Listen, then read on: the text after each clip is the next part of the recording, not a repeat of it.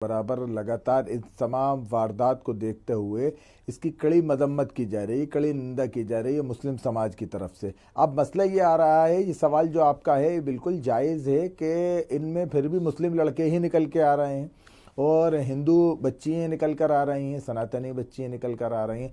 तो ये कहीं ना कहीं समझना होगा कि उसमें नौजवान लड़कों की बहुत बड़ी गलती है कि उनकी तरबियत ठीक नहीं हुई, वो इस्लाम का सही से तारुफ पेश नहीं कर पा रहे हैं, इस्लाम को उन्होंने समझने की कोशिश नहीं की।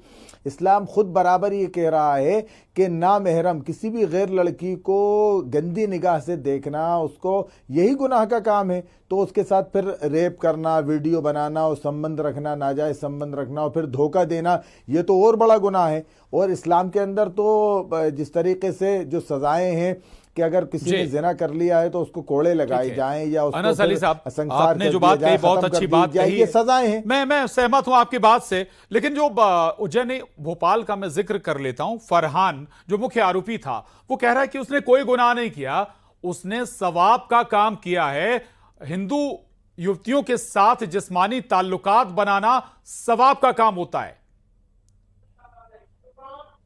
मैं वही तो कह रहा हूं आपसे कि एक शख्स ये कह रहा है कि हिंदू युवतियों के साथ, तो वो कौन सा इस्लाम पढ़ लिया उसने?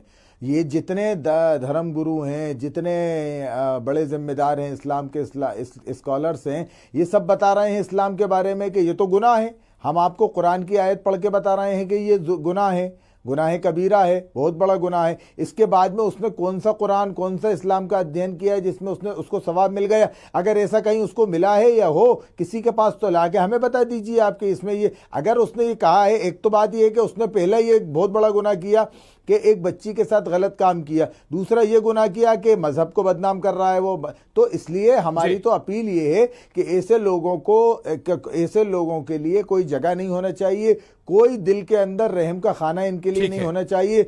सख्त से सख्त कार्रवाई इनके